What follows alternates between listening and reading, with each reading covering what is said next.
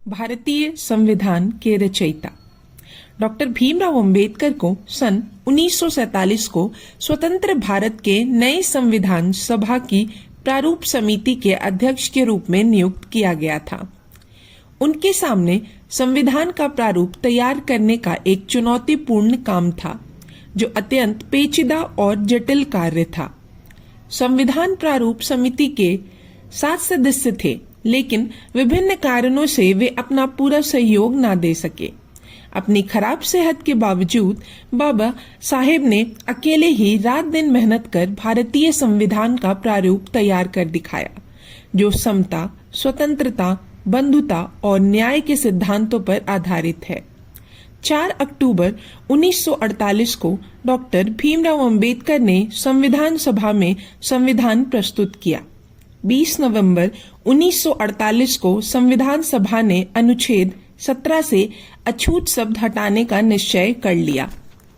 26 नवंबर 1949 को संविधान बनकर तैयार हुआ और उस पर सरकार की मुहर लग गई। 26 जनवरी 1950 से भारतीय संविधान लागू हो गया। बाबा साहेब अम्बेडकर ने भारत में संविधान द्वारा एक नए युग का आरंभ किया। अम्बेडकर ने समाज के सभी वर्गों के बीच एक वास्तविक पुल के निर्माण पर जोर दिया। उनके अनुसार अगर देश के अलग अलग वर्गों के अंतर को कम नहीं किया गया तो देश की एकता बनाए रखना मुश्किल होगा। उन्होंने धार्मिक, लिंग और जाति समानता पर विशेष जोर दिया।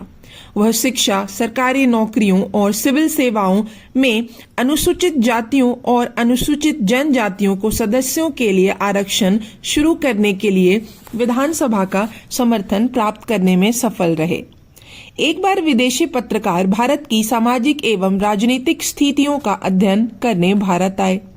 उन्होंने गांधी जी, मोहम्मद जिन्ना एवं डॉक्टर भीमराव अंबेडकर से मुलाकात के लिए रात का समय मिला। बाबा साहेब ने रात के 2 बजे का समय मुलाकात के लिए दिया। पत्रकार ने बाबा साहेब से मिलते ही प्रश्न किया, क्या बात है डॉक्टर अंबेडकर, आप रात के 2 बजे भी मुझे जागते हुए मिले, परंतु मिस्टर गांधी और जिन्ना तो सो गए। बाबा अंबेडकर ने उत्तर दिया, वे सो गए क्योंकि उनका समाज जाग चुका है, परंतु मेरा समाज अभी घोर निद्रा में है। यदि मैं सो गया तो उन्हें कौन जगाएगा? अंबेडकर की यह बात सुनकर विदेशी पत्रकार हैरान रह गया। बाबा साहेब नेहरू मंत्रिमंडल में गैर कांग्रेसी मंत्री थे।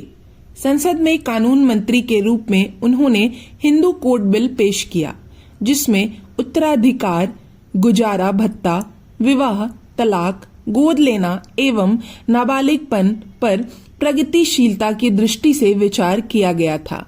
बिल पास होने से महिलाओं को स्वतंत्रता और समानता का अधिकार मिलता। हालांकि प्रधानमंत्री नेहरू, कैबिनेट और कई अन्य कांग्रेसी नेताओं ने इसका समर्थन किया, परंतु रूढ़िवादी हिंदुओं ने बिल का प्रचंड विरोध किया। बिल पास न होने से अंबेडकर बहुत निराश हुए और उन्होंने सितंबर 1951 को कानून मंत्री पद से इस्तीफा दे दिया। अंबेडकर ने वर्ष 1952 में लोकसभा का चुनाव एक निर्दलीय उम्मीदवार के रूप में लड़ा। इस चुनाव में उन्होंने हार का सामना करना पड़ा। मार्च 1952 में उन्हें संसद के ऊपरी सदन यानी राज्यसभा के लिए चुना गया और अपनी मृत्यु तक वे इसी सदन के सदस्य रहे। भारत और पाकिस्तान का विभाजन हो गया था और दोनों राज्य पूर्ण रूप से स्वतंत्र हो गए थे। इस विभाजन में अछूतों को कुछ भी नहीं मिल पाया था, इसलिए डॉक्टर भीमराव अंबेडकर बड़े चिंतित थे।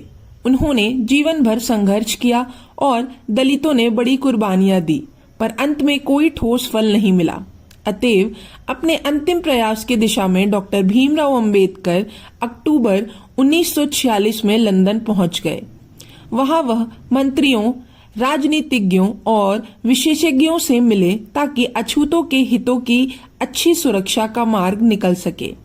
लगभग सभी ने यह सलाह दी कि वह दलितों के अधिकारों के लिए संविधान सभा में ही संघर्ष करें। अंबेडकर चाहते थे कि दलितों को जनसंख्या के आधार पर प्रांतीय तथा केंद्रीय असेंबलियों और मंत्रिमंडल में प्रतिनिधित्व प्राप्त हो। वे लंदन के वार्तालापों से समझ गए कि अब अछूतों के हितों का निर्णय भारतीयों के ही हाथ में है। वे भारत लौट आए और दलितों के स्थिति पर गंभीर चिंतन करने लगे। 29 अप्रैल 1947 के दिन संविधान सभा ने सरदार पटेल द्वारा प्रस्तावित उस धारा को पास किया जिसमें एक ऐतिहासिक घोषणा हुई। किसी भी रूप में छुआछूत समाप्त है और छुआछूत के कारण किसी पर अयोग्यता थोपना दंडनीय अपराध होगा। सरदार पटेल द्वारा इस प्रस्ताव को पेश करना तो सौभाग्य की बात थी, बल्कि समस्त भारत के लिए यह स्मरणीय दिवस था, क्योंकि सदियों से चला आ रहा छुआछूत का हिंदुओं पर लगा कलंक साफ हुआ। हालांकि व्यवहार में अब भी बहुत से कट्टर हिंदू छुआछूत से ऊपर नहीं उठ पाए हैं। अगस्त 1947 को संविधान सभा ने संविधान प्रारूप समिति की नियुक्ति की, जिसमें डॉक्टर भीमराव अंबेडकर को भी चुना गया। डॉक्टर भीमराव अंबेडकर को कुछ आश्चर्य तो अवश्य हुआ, परंतु उस समय उन्हें और भी आश्चर्य हुआ जब उन्हें प्रारूप समिति का अध्यक्ष भी चुना गया। निस्संदेह जिस अछूत को जीवन भर कष्टों, कठिनाइयों एवं अपमानों का सामना करना पड़ा, आज उसको संविधान निर्माण की प्रक्रिया में सर्वोच्च स्थान मिला। भारतीय इतिहास में एक दलित के लिए यह न केवल आश्चर्यजनक बल्कि बहुत बड़ी उपलब्धि थी। भारत ने अपना कानून रचनाकार उस जाति में से चुना जिसे सदियों से कुचला एवं शोषित किया गया। नए स्वतंत्र भारत ने कानून बनाने का कार्यभार एक ऐसे महापुरुष को सौंपा जिसने कुछ ही वर्ष पूर्व मनुस्मृति और हिंदुओं की संहिता का अग्निदाह किया था। संविधान प्रारूप समिति का इतना कार्य था कि अंबेडकर को बहुत परिश्रम करना था। उस स्थिति में जब उनका स्वास्थ्य काफी गिर चुका था, डॉक्टर भीमराव अंबेडकर ने नेहरू जी से अपील की कि पाकिस्तान में रहने वाले सभी दलितों को यहां लाने के लिए शीघ्र कदम उठाया जाए। अंबेडकर अनेक प्रकार के कार्यों में व्यस्त रहकर नए संविधान के निर्माण में जुट गए थे।